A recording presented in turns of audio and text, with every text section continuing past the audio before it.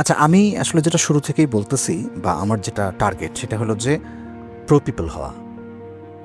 মানে pro people যখন আমি হইতে যাব আসলে, মানে আমি তো চাইছি ধরেন যে আমার লিটারেচার এদেশের মানুষের কাছে পৌঁছাক। তো আমার লিটারেচার যদি মানুষের কাছে পৌঁছায় তাহলে মানুষ আমারে পড়বে কেন? আমি যদি তার যে সাইকি আমি যদি সেটা ধরতে না পারি, তাহলে তো আমার তার পড়ার কোনো দরকারই নাই। ওই জায়গা থেকে আমার মনে হয়েছে যে যখন আসলে আমার দেশের মানুষ পলিটিক্যালি সে আসলে মানে তার উপর এখানে জুলুম করা হইতেছে, তো এটা তো তখন ধরেন ঠিক আছে, আমি হয়তো আমার ফুল পাখির লতাপাতাও আমি লিখবো না, তা না, আমি লিখবো। যেমন ধরেন আমি আপনাকে বলি যে আমরা আসলে কি দেখলাম যে সড়ক আন্দোলনের সময় বা কোটা আন্দোলনের সময়, সড়ক আন্দোলনের সময় আমি দেখতেছি ধরেন রাস্তার উপর লিখতেছে পুলিশ কোন চ্যাটের বাল।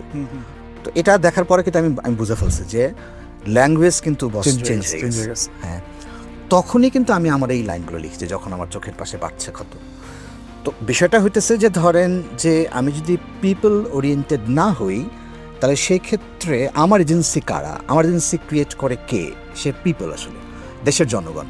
মানে আমার কিন্তু ভাবেই আমি আসলে তখনও আমি বিশ্বাস করি না, এখনও মানে করি না যে কোনো হাউস, কোনো এস্টাবলিশমেন্ট, কোনো পত্রিকা কেউ আপনার আসলে বানায় দেবে না। আমি এটা বিলিভ করি না। আমি বিলিভ করি পিপল আপনাকে আসলে স্মরণ করে, পিপল আপনার স্মৃতি প্রিজার্ভ করে।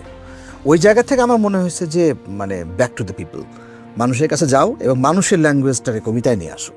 জাস্ট ওই কাজটাই আমি করছি। এইটা তো যেটা বললেন আপনি যে আমাদের বাংলা কবিতার সিলসিলার মধ্যেই কিন্তু এই ঘটনাটা আছে।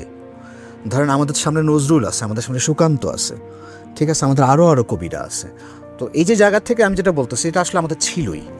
আমি শুধুমাত্র তাদের ধরেন লাইনটারে নিলাম যে ওকে আমারও কাজ করতে হবে, এবং সেটা কোনো পলিটিক্যাল ধরেন পার্টি বা কাউরে সার্ভ করা না, পিপলস উইলরে সার্ভ করা আসলে।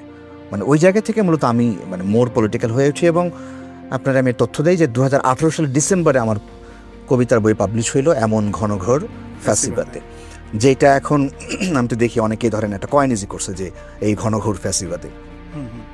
মানে ফ্যাসিবাদ বললে একটা ঘনঘোর শব্দটা জানো বা ধরেন এখন এটার একটা অ্যাজেক্টিভ হিসেবে আসে আর কি। তো এটা আমি যদি আসলে পিপলের না চিন্তা করতাম তাহলে কিন্তু আসলে এই সমস্ত লেখা দরকারই ছিল না।